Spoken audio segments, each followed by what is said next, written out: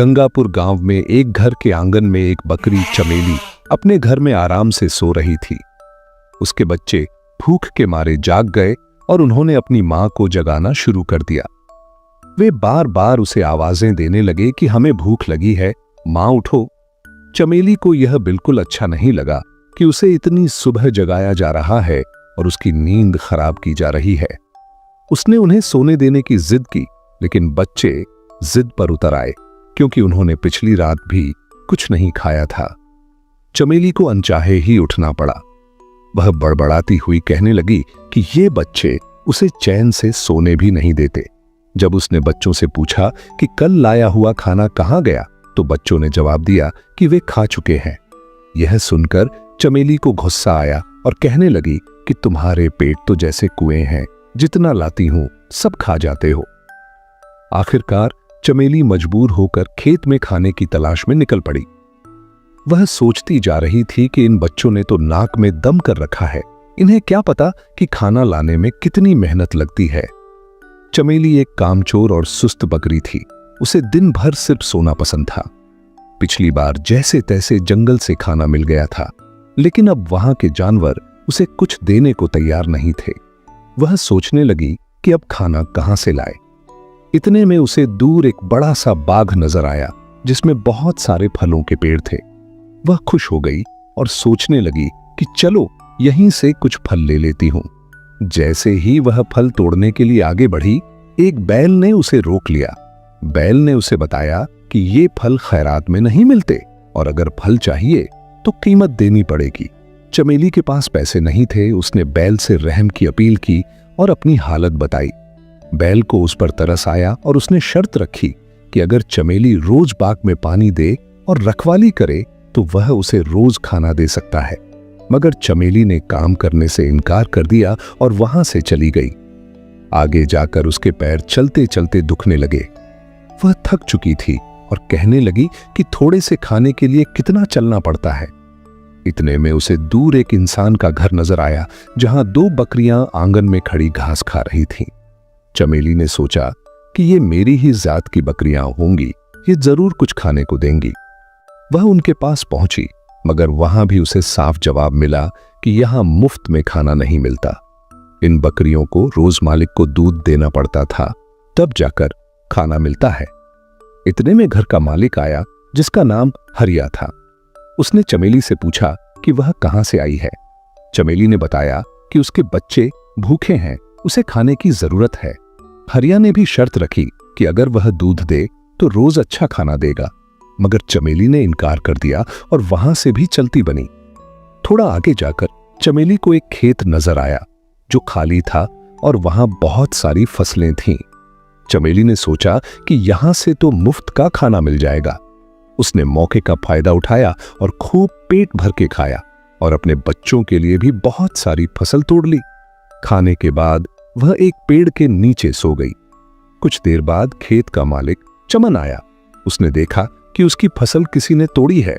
वह गुस्से से चमेली को पेड़ से बांध देता है और इल्जाम लगाता है कि उसने चोरी की है। चमेली रहम की अपील करती है, मगर चमन का दिल नहीं पसीजता। वह घर के अंदर चला जाता है और चमेली 3 दिन तक भूखी प्यासी बंधी रहती है। उधर चमेली के बच्चे घर में बैठे अपनी मां का इंतजार कर रहे थे और सोचने लगे कि मां कहीं फिर सो तो नहीं गई। वे कहते हैं कि मां कितनी सुस्त और कामचोर है, शायद उसे हमारी परवाह नहीं, मगर हमें उसकी फिक्र है। चलो हम उसे ढूंढने निकलते हैं। उधर चमेली बहुत कमजोर हो चुकी थी। रात के वक्त एक चूहा उसके पास आता है जो उसे पहचान लेता है। चमेली उससे विनती करती है कि उसके बच्चों का हाल बुरा है, उसे आजाद कर दे। पहले चूहा इनकार करता है, लेकिन जब चमेली उसे गणपति बप्पा का वास्ता देती है तो वह रस्सी काटकर चमेली को आजाद कर देता है। चमेली फौरन अपने बच्चों के लिए खाना लेकर घर पहुंचती है, मगर बच्चे गायब होते हैं। वह घबरा जाती है और उनकी तलाश में निकल पड़ती है। कई घंटों बाद वह दोबारा उस बैल के पास पहुंचती है जो बाग का मालिक था। वह बैल बताता है कि बच्चे 2 दिन पहले उसके पास आए थे और अपनी मां के बारे में पूछ रहे थे, मगर जब बैल ने उन्हें बताया कि उनकी मां एक कामचोर बकरी है तो बच्चे शर्मिंदा होकर वहां से चले गए। चमेली रोती हुई बच्चों की तलाश में हर तरफ भटकती है और चलते चलते हरिया के घर पहुंचती है। हरिया उसे पहचान लेता है और पूछता है कि वह फिर चोरी करने आई है। चमेली बताती है कि वह सिर्फ अपने बच्चों की तलाश में आई है। हरिया बताता है कि वे तीनों बच्चे उसके पास भूखे प्यासे आए थे और उसने उन्हें खाना खिलाकर रुखसत किया।